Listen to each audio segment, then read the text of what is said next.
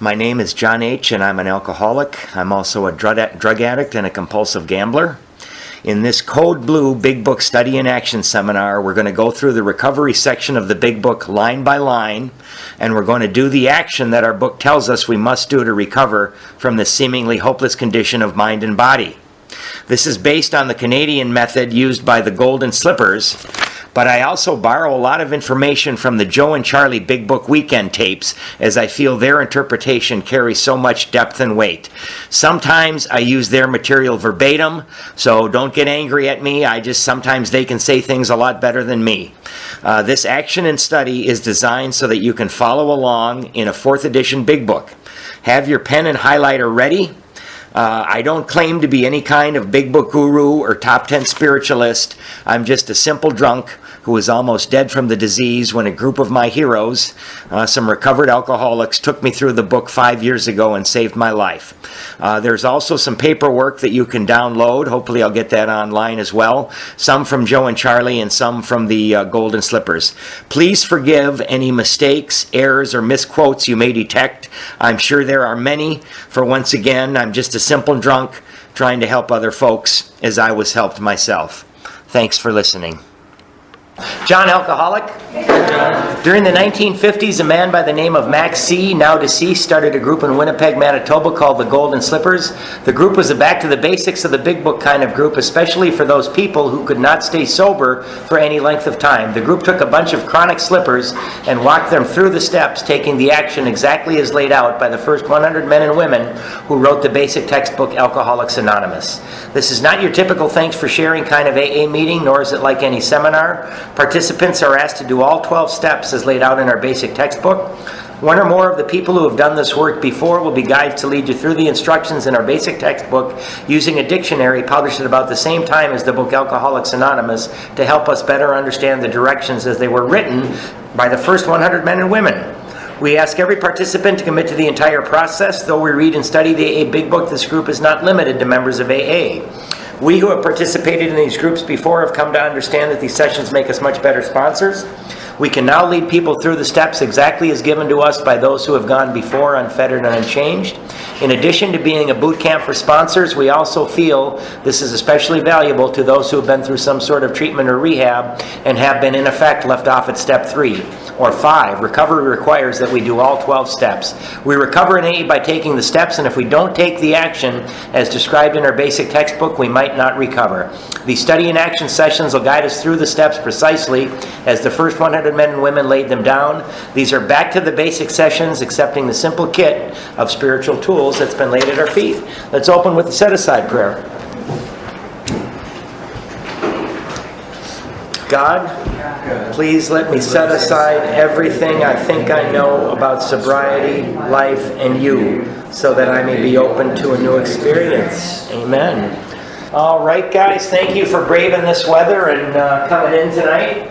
Again, I think we're gonna have a kind of an easy night tonight. We've only got about 4 pages in the Big Book, and I just want to talk just a little bit more about the 4-step. But for all intents and purposes, we're done with the 4-step instructions. Yay! Now, funny enough, I mean, I know the weather's really bad tonight, but right at the 4th step, this is where I tend to lose people when I'm doing the Code Blue sessions. This is also where I tend to lose people that I'm sponsoring, right? You know, they for some reason they don't want to start the work, right? And I think some of it might be fear, some of it might be confusion, but I try to make it as simple as I can. Maybe some of it's laziness. You know, speaking from my own experience, you know, again, when I was doing this, and I did it just as they told me to do it, going through Code Blue, but I would find all kinds of things that I could do so I wouldn't have to work on my 4-step. I would vacuum, I would clean the bathroom, I'd go to the gym, I'd go shopping. I had the cleanest darn apartment on earth, it seems, but I did get my 4-step done in the 3 weeks. 4 years ago, there were 3 of us doing a Code Blue, right? And we didn't know what we were doing. You know, we had anywhere from 9 months to maybe 15 months sober between the 3 of us. And we started out with about 10 people. And by the time we got through with the 4-step, there was only one person left, right? Dave. But Dave stuck it out, and he finished the session. It was kind of funny because there were 3 of us running it, and there was just one person taking it, right? Now, I ran into Dave 2 years after we had finished it, and he came up and he gave me a big hug, and he said, I never thought that I could get sobered up at age 55. He said, my marriage was saved. I got rid of that crappy job that I had, and I found a new job, a wonderful job that I really like. And he just thanked me. He said, doing the steps changed my life, right? And I think he would have said it better if he would have said, doing the steps changed me. Because they, when I first did the steps, I'm like, my God, everybody stop being an asshole. What's going on here? Well, it wasn't them. It was me. My perception on everything changed. And as near as I can figure it out, over 20 years, I quit drinking hundreds and hundreds of times. But it was always the same. The best I can describe it, it'd be like if somebody put a little coiled spring right in the middle of my chest with one of those twist keys, and every single day that I was sober, the world would take that twist key and they would turn it a half a turn, right? And then the next day it would be another half a turn, and then another, and another, until finally that spring would break. And when the spring broke, I would drink. Right? That's the only way I knew that I could relieve the tension. And the final thing that would push me over the edge, it might have been a broken shoelace, might have been my boss yelling at me, it might have been a burned pizza. Something really stupid, but that would be enough to finally push me over the edge, and I would pick up that drink. And of course I would tell myself I'm only going to have a couple, but the allergy would kick in and I would wake up drunk all over again. And I said this last week, a person whose mind is filled with resentment, a person whose mind is filled with fear, a person whose mind is filled with guilt, shame, and remorse does not feel good. And we look around for a way to feel better, and what do? We remember the ease and comfort that comes from taking a couple of drinks. We never remember the bad stuff. We just remember that I used to drink and it used to make me feel better. We take those drinks and we end up drunk all over again. And when I'm thinking back on it, because I was suicidal for a lot of times, and when I'm looking back on it, I only planned out my suicide, or thought about it when I wasn't drinking, when I was trying to stay sober. So that spring getting coiled up, I would say, well, if I can't drink, the only other thing I can do is kill myself, right? And eventually, I never did that. I would just go back to the drinking. And I think that the steps, for me anyway, they relieve that pressure. So I heard somebody a few days ago, and he said, at first the steps make life bearable without drinking, right? They make it bearable without drinking. Then they make life tenable, right? And tenable means able to be maintained or defended against attack.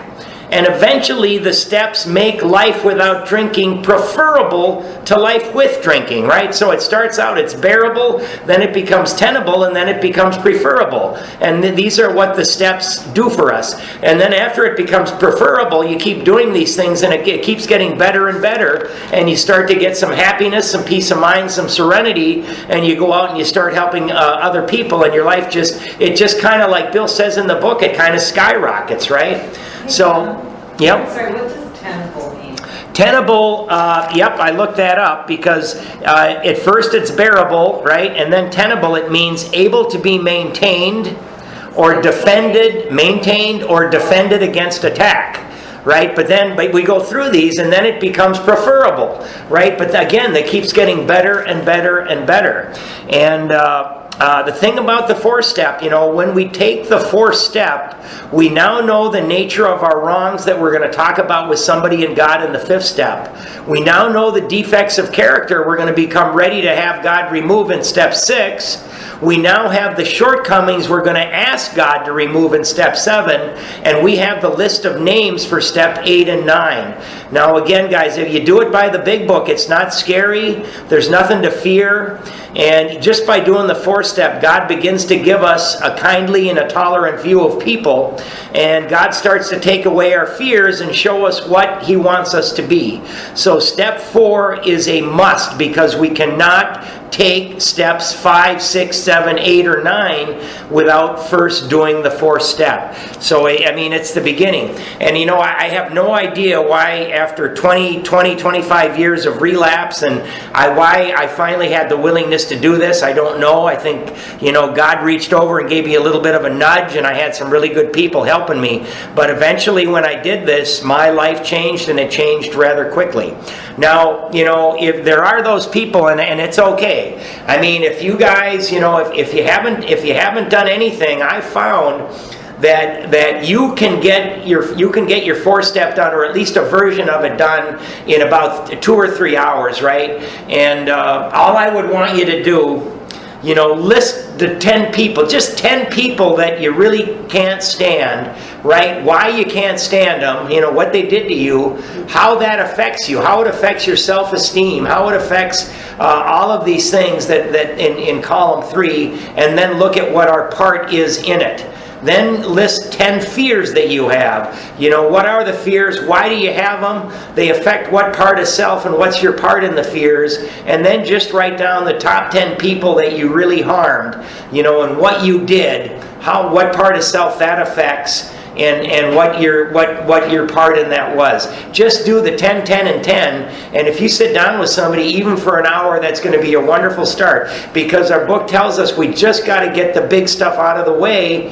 We can always come back and do another 4th and 5th step later. What we want to do right now is just, we want to unwind that spring in our chest. We want to relieve the pressure, so that, you know, that life without drinking becomes bearable, becomes tenable, and eventually preferable. And this is the first part of it. So let's go to, again, we've just got a few pages today, so we got an easy day. We're on Into Action, right? And that is on page, do you need a pass a highlighter there? You got a highlighter? Okay, so we're on Into Action. And funny enough, if you get any other kind of therapy or treatment for anything, you know, what they try to do is they say, we're going to change your thinking. We're going to change your thinking, and then your actions and your life will become better, right? Alcoholics Anonymous is the direct opposite of that. What we want to do is we want to change our actions first, and once we change our actions, then our thinking becomes better. But so we're backwards people. That's one of the paradoxes of this program. There are many, but we've got to do the actions first, and then our thinking becomes better. Everybody else does it the direct opposite of us. So again, this is chapter 6 is called Into Action. One of my sponsors said, John, it's not called Into Thinking, it's called Into Action, right? So, page 72. Having made our personal inventory, what shall we do about it? Okay. Highlight the next 2 sentences. We have been trying to get a new attitude, a new relationship with our Creator, and to discover the obstacles in our path. Okay, just that. We have admitted certain defects. Right next to that line, we have admitted certain defects, right? 4th column. Right? That's the 4th column on those sheets. I think I got one here. Right? So the 4th column is our selfish, dishonest, self-seeking, and inconsiderate. We have ascertained in a rough way what the trouble is. Right? That's just how we've been showing up in our life. Right? Highlight. We have put our finger on the weak items in our personal inventory. Just that little sentence right there. Right? Again, my assets, the good things about me aren't the ones that are going to get me drunk. It's the bad ones, right? It's my anger, it's my fear, it's the harms I do others and caused by my defects. Those are the things that keep me drunk. Now these are about to be cast out. Okay? Underline the next 6 words. This requires action on our part. Right? It requires action, which when completed will mean that we admitted to God, to ourselves, and to another human being the exact nature of our defects. Again, right next to the exact nature of our defects, again, I want you to write fourth column. Fourth column.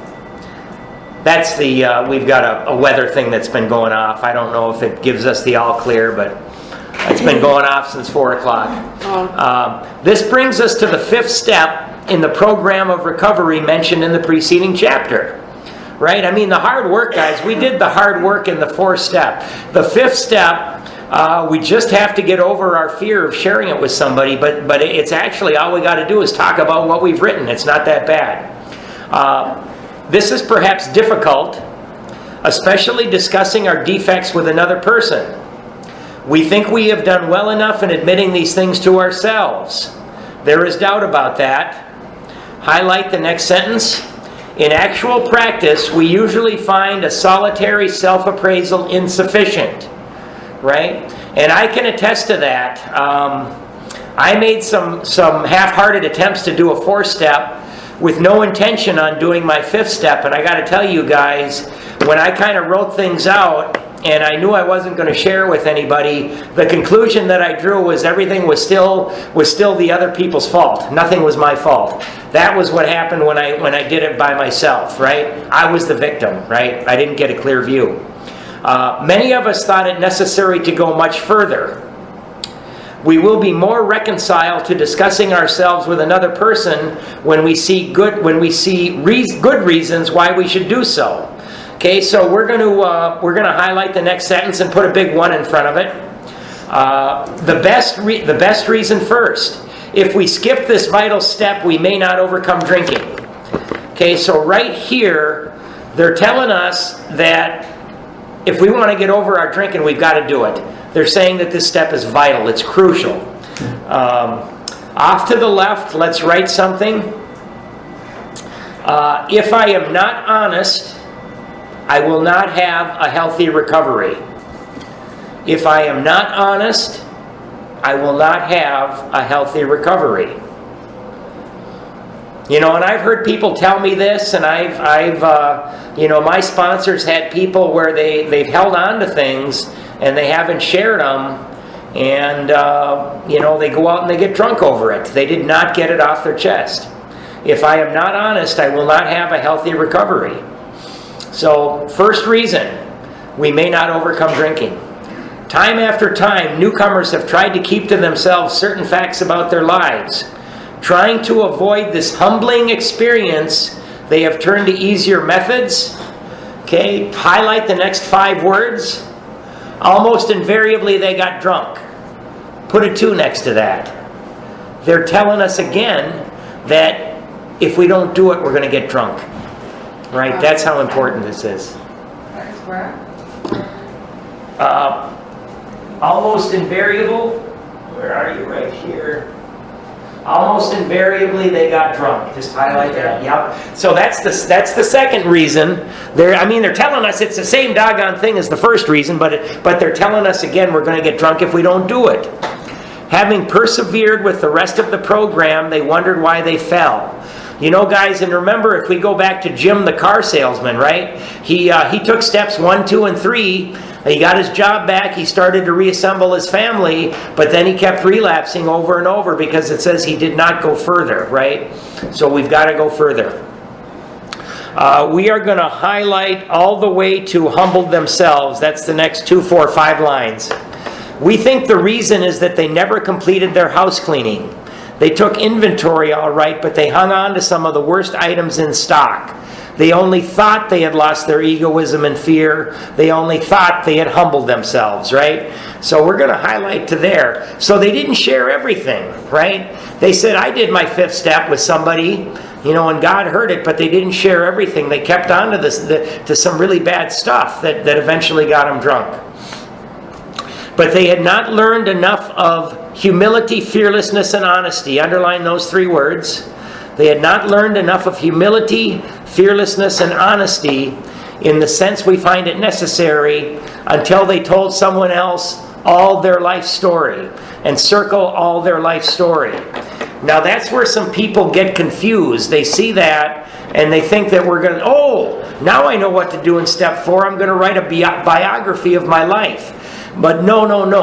What we're going to do is we're going to do exactly what the book tells us. We're going to go back, because my resentments didn't start when I started drinking. My resentments started as far back as I can remember. My fears didn't just start when I started drinking. My fears went back as far as I could remember. Right? The hurts and the harms I did people, they didn't just start when I drank. I mean, I was doing that even before I started drinking. Maybe not everybody's like that, but they're talking about all our life story: resentment, fear, and harms wise. That's what they're talking about.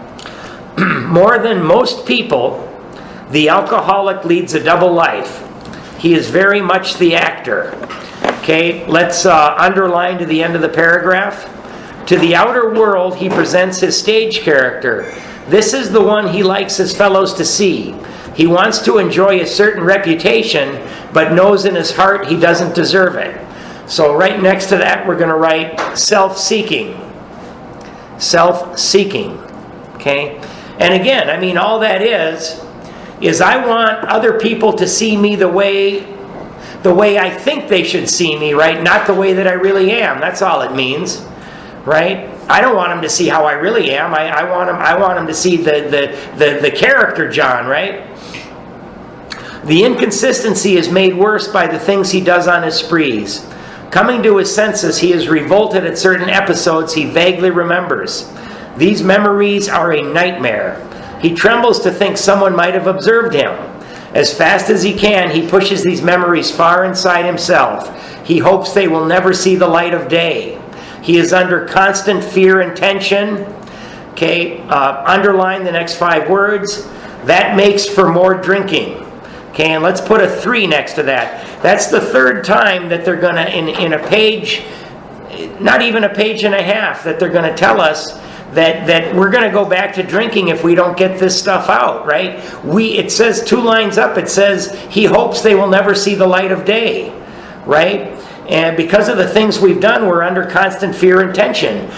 That's that spring in my chest that I was talking about. Funny enough, guys, when we share that with another person and with God, that tension is relieved, right? That constant fear and tension gets relieved, and we don't have to drink over it. Psychologists are inclined to agree with us. We have spent thousands of dollars for examinations. We know but few instances where we have given these doctors a fair break. We have seldom told them the whole truth, nor have we followed their advice. Unwilling to be honest with these sympathetic men, we were honest with no one else. Small wonder many in the medical profession have a low opinion of alcoholics and their chance for recovery. You know, I've heard many people that have gone to psychiatrists, and I myself have gone to, I've been to 2 psychiatrists and a psychologist, and and quite frankly, I never told him the truth, and I don't know why. I just one guy said I never told him the truth because I didn't want him to kick me out of his office. Right? You're paying the guy $100 an hour, and he's afraid that he's going to get kicked out of the office. But we tend not to tell these people the truth. Funny enough, when we've got another alcoholic, I think we're much more able to share. So let's underline this sentence here and a little bit into the next page. We must be entirely honest with somebody. Right underneath somebody, right, not everyone. We must be entirely honest with somebody, right, not everyone under that. Just one person.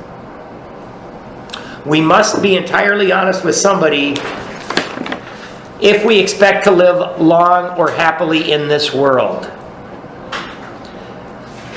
Okay, so we're going to write something at the top of the page. We're going to write confession is for absolution. 5th step is for recovery.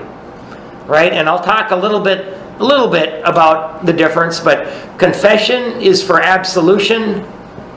5th step is for recovery. Confession is for absolution.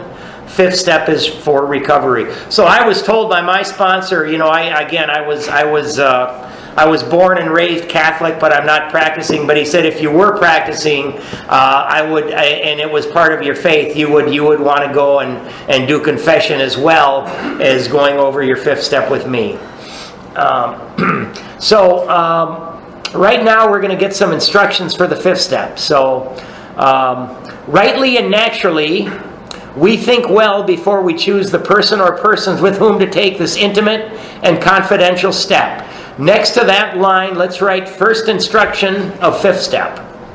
Right? That's the first instruction. We think well before we choose the person or persons with whom to take this intimate and confidential step. That's the first instruction. We're going to get a few more.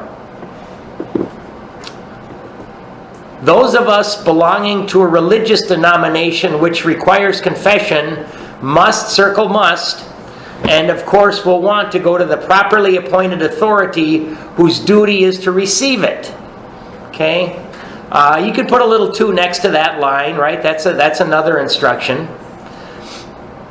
So if you are a devout Catholic, it's telling us that probably you're going to want to go to somebody of your faith as well, right? Though we have no religious connection, we may still do well to talk with someone ordained by an established religion. We often find such a person quick to see and understand our problem. Of course, we sometimes encounter people who do not understand alcoholics. If we cannot, or would rather not do this, we search our acquaintance for a closed-mouthed, understanding friend. Perhaps our doctor or psychologist will be the person. Okay, so we're going to highlight to the end of the paragraph. It may be one of our own family, but we cannot disclose anything to our wives or our parents which will hurt them and make them unhappy. We have no right to save our own skin at another person's expense. Such parts of our story we tell to someone who will understand yet be unaffected. Okay? And then put a little asterisk next to the last sentence. The rule is we must be hard on ourselves, but always considerate of others. Okay? So you can write fifth step instruction next to all of that we just read. And then underneath that, write rigorous honesty. Rigorous honesty.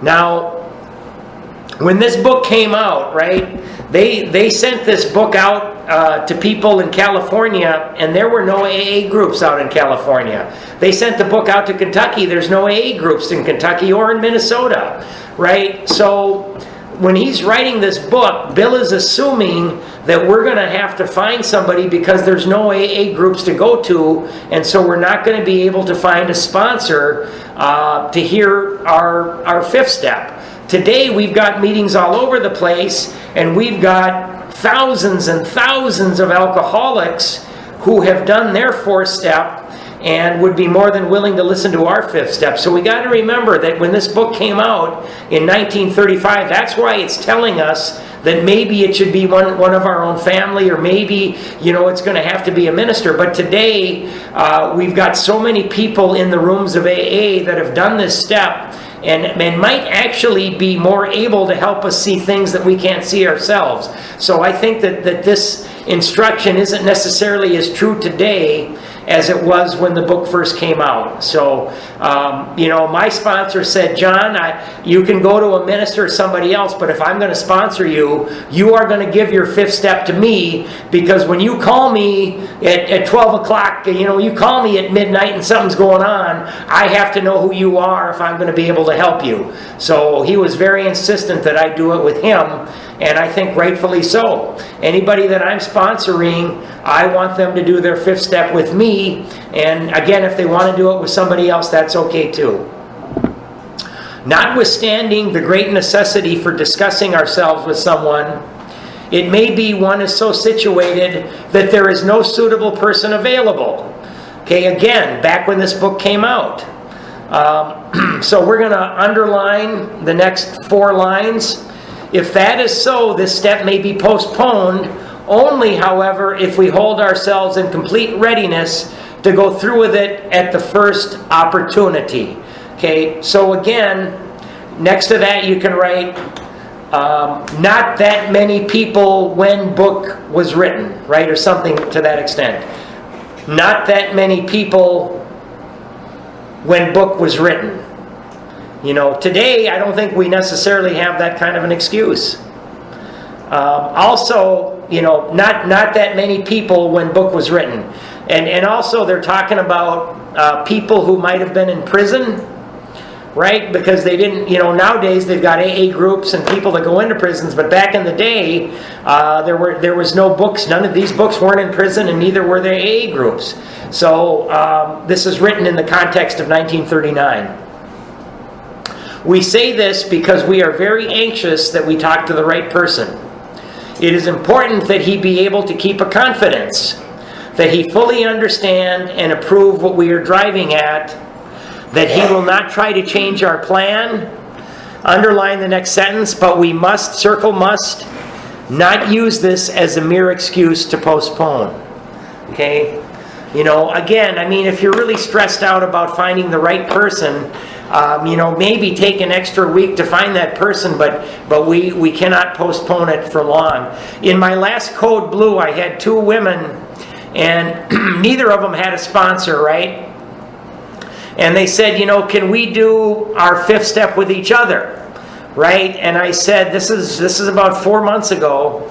And I said, well, it's really better if you guys do your 5th step with somebody that at the very least has given their 4th step to somebody else, right? Well, as it turns out, they use that as an excuse, and neither one of them has given their 5th step to anybody. And if I could go back in time, I would say, yes, do it with each other, because I think it's better that we do it with somebody that we don't do it at all, right? So we've got to get this done. We've got to get it off our chests.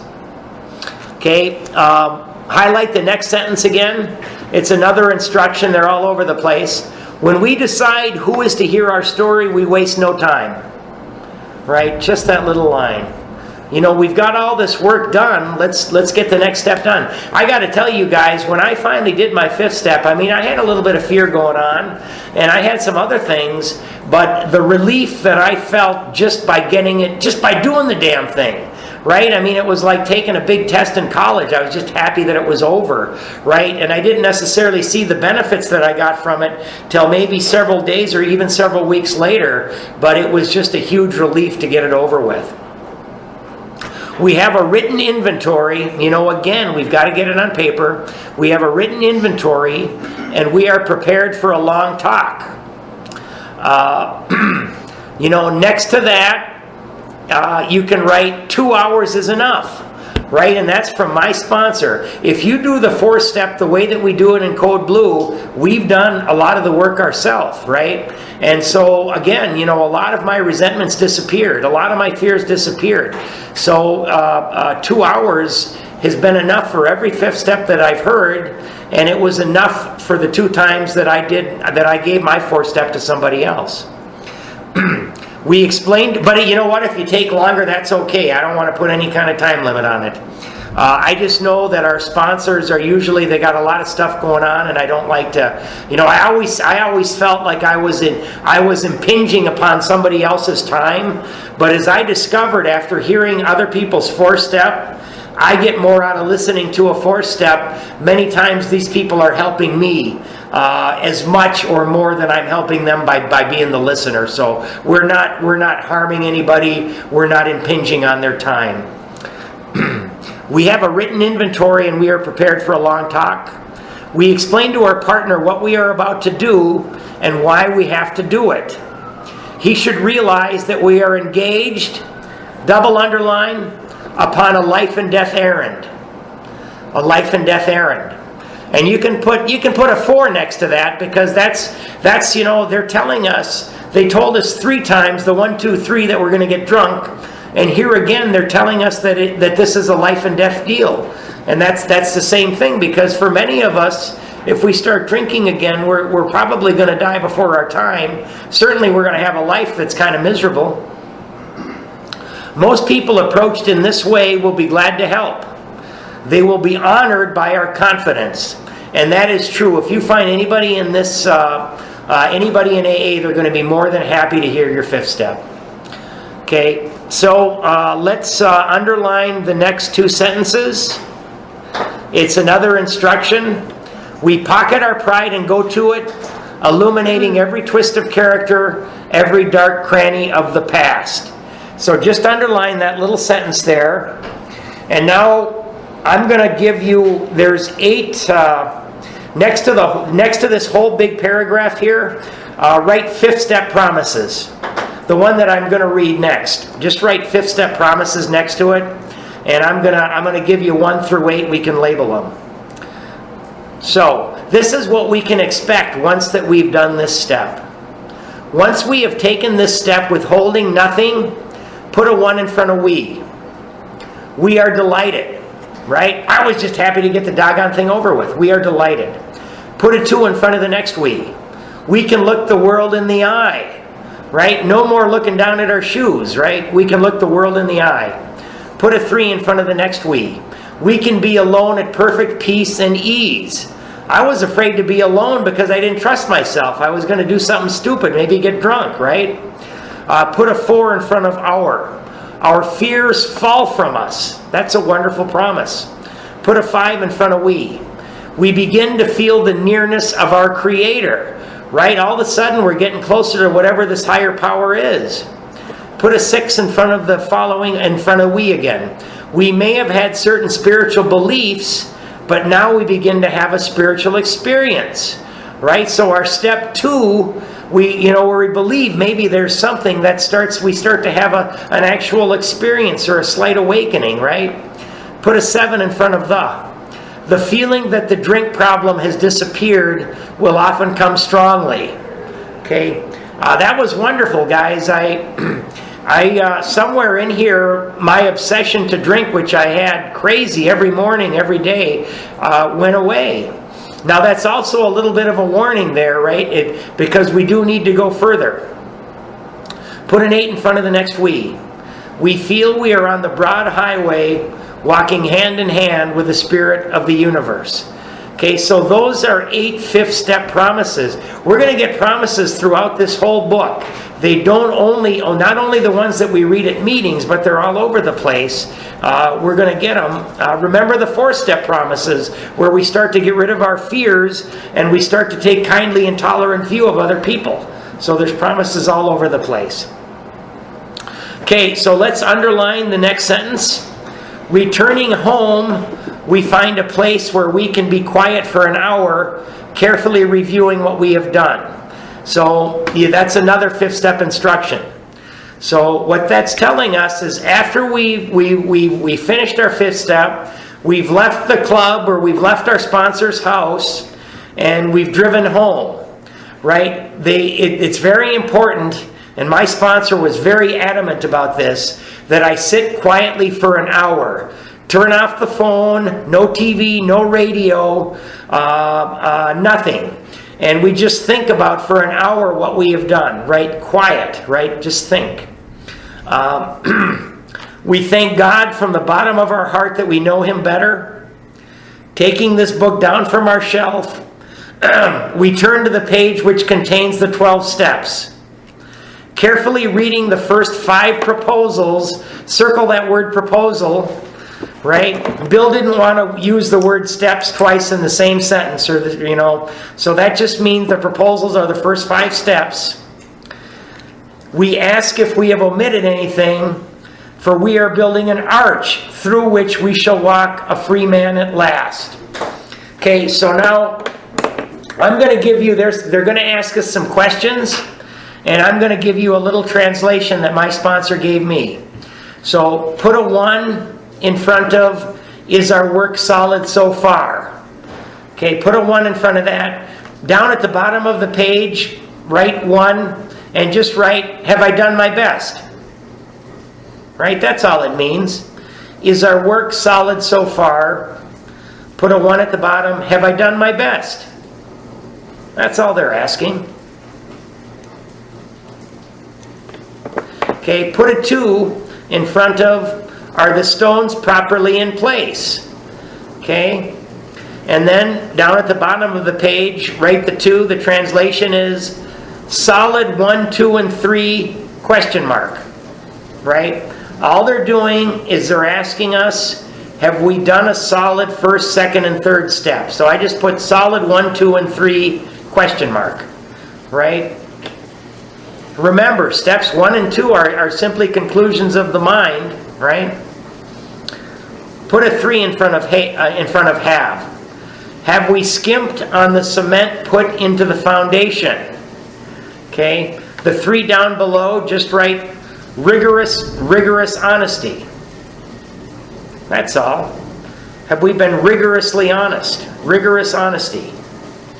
Have we skimped on the cement put into the foundation? And then put a 4 in front of have. Have we tried to make mortar without sand? Right? And my sponsor just had me write done prayer work question mark.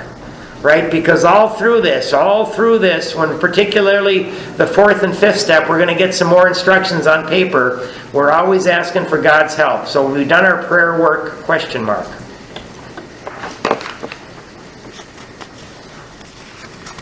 Okay? So that's it for today in the book, right? I'm just going to cover a few more things. And guys, if you do not have a 12 and 12, try to get one by next week, or if you have one, bring it. If you don't have one, I've got a case of them. Wow, okay. I will bring my case of 12 by 12s next week. There goes our power. So that might be it for today. All the stoplights were out over there too on the way in. That's why it took me forever. All right. Well, we lost our power, so you know what? I think Perfect timing. you know what? You guys, let me just see. Will, can I borrow that flashlight? I've just got a tiny little bit more to read and I'm done. All right. So you guys don't need to write anything. You don't need to do anything. Whereas we sit here in the dark. Okay? So I'm just going to read a couple of pages of notes real quick, and everybody grab the paperwork, make sure you got it, right?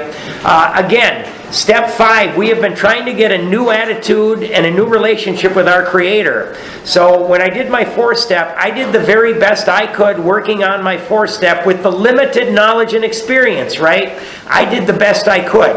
Now I've got to take it to another person who has gone on before me and who has done the inventory according to the big book. And now that person is going to help me to glean more information out of each of the situations from my 4th step that we talk about. So hopefully I'm going to be getting some feedback, right? It's very difficult for me to see the truth and to see my defects of character because of years and a lifetime of rationalization and justification of these attitudes, right? I rationalized and justified everything. So that's why I need another human to look at me objectively and hopefully to help me see the things I can't see, because I'm starting out on a new lifetime engagement and I need all the help I can get to have a successful life. Right? I did the best I could on my inventory process, but the book says a solitary self-appraisal is insufficient. I need God and another human, again, to help me see what I can't see. We need help because we've been leading a double life, right? I don't know about you guys, but I became the world's greatest con artist, the world's greatest manipulator, right? I could not be a successful alcoholic if I didn't learn how to lie, cheat, con, manipulate, steal, do whatever the hell I had to do, right? But at the same time, I've got a conscience, and I don't think I could live with myself if I really had to see all of these things that was going on, right? That's why I used my resentments, because it changed things around. So when I'm drinking, I use these things to hide from myself what I'm actually doing. We use our resentments to transfer all blame to others, right? That's so we can live with ourselves. Been doing it for 5, 10, 15, 20, 30 years, some of us. We come to AA and we take step 4. Again, we try to be as honest as we can, but let's face it, we cannot be completely honest. So I need to take this to another human being who's walked this walk before, who has done 4 through 9 according to the big book, and I got to help them help me to see things I can't see about me. So with my sponsor, right, I'm going, hey man, I did this because of my sex instinct, right? He said, no, you didn't. You were trying to build your self-esteem. That's why you did that. I'm like, holy cow, I didn't realize that. I said, I did this because of my fear. He would say, no, you didn't. You did that. That's just plain old dishonesty. So he helped me see what I couldn't see. right? Again, we're getting ready to start out on a lifetime-changing process. We need to be sure that we're going to try to change the right things so we can have peace of mind in the future. So when you're choosing a sponsor, you got to ask yourselves, do they know the program? If they do, they can help us. If they don't know the program, it's just confession. And again, God darn it, confession is better than not doing anything. But we alcoholics, we need more than just confession, right? Confession's good for the soul, but I need to know, what am I going to ask for God's help with in step 6, and what am I going to ask God to remove in 7, right? Confession, again, we wrote it, that's for absolution, but step 5 is for recovery. So again, we saw the reasons in the book. It tells us 3 times we're going to drink if we don't do it, and it tells us the 4th time it says it's a life and death errand. So again, at the end, it talked about building an arch through which we're going to walk to freedom. Step 1, willingness was the foundation. Step 2, belief was the cornerstone. We saw other people recover. Step 3, God is our director. That's the keystone. Once we do step 4 and 5, we got 2 more stones in place. So I think real quick, I'm just going to... This one thing that I have, suggested preparation for the 5th step, right? It tells us in the big book to read page 72 to the first paragraph of 73. And the first paragraph of page 75. It asks us to pray before we do it. Now, having done all the preparation of your 4th step, along with any sponsor suggestions from your 5th step receiver, it's time to do your 5th step. Again, and by the way, my sponsor, some people put an empty chair. My sponsor lit a candle. The candle symbolized the presence of God. I thought that was pretty cool. Upon completion of the 5th step, again, this just tells us to go to a quiet place where we're going to spend the next hour. When you arrive there, please read again from the big book the last 2 pages of page 75, and please answer the questions in that reading. When your hour is completed, open the questions envelope we have furnished with you. I don't have any envelopes. Write out your answers. Then next, you're supposed to read the answers, which also are supposed to be in an envelope. And then when you're done with all that, again, you're going to want to call your sponsor or 5th step receiver, or if you both choose both. So guys, that's about it. There's another big instruction packet. You can read that on your own. And some of those questions in there are asking... And I thought this was pretty silly, but I've done this with everybody that I've heard. Some of these, it asks us to ask if there's been any, homosexual encounters and some other stuffs of that nature. And the only reason for this is because we've got to get everything off of our chest. We don't want to leave anything left behind. So this, since we have no power... this is also your instructions when you become a receiver, what to do, and it's more instructions for the giver. So I'm going to hand Will his phone back, and let's say the 3rd step prayer. Yep. I'm sorry, I have a question. Of course. My sponsor and I have already set time aside for the 5th step. Yep. We're planning on doing it, like getting together a couple hours before a meeting. Yep. So when you talk about taking that hour... You go to take the hour after the meeting. Is it okay? That's perfectly fine. You don't have to immediately... It still works. Oh, absolutely. Absolutely. But just at some point, pretty quick after your 4th step, you want to take that hour. Yep, because it'll still be fresh in your mind. Just drive home. Tell your family to stay the heck away from you. Just sit in a room for an hour and think about what you did. That'll work just fine. Thank you. Yep. So everybody, try to get it done by next Tuesday. If you do not have a 12 and 12, I'll have a case of them. You can buy one there. I think they're like $6 or something. I'll have it here. But we are going to read, because there's only 2 paragraphs in the big book on step 6 and 7. So we are going to be looking to the 12 and 12 next week to read that. So, all right. So let's see who has the prayer memorized. I do know. Somebody gets me started, I'll probably remember it. God, I offer myself to Thee to build with me and to do with me as Thou wilt. Relieve me of the bondage of self, that I may better do thy will. Take away my difficulties, that victory over them may bear witness to those I would help of thy power, thy love, and thy way of life. May I do thy will always. Peace. All right, thanks again, guys, for braving the weather here.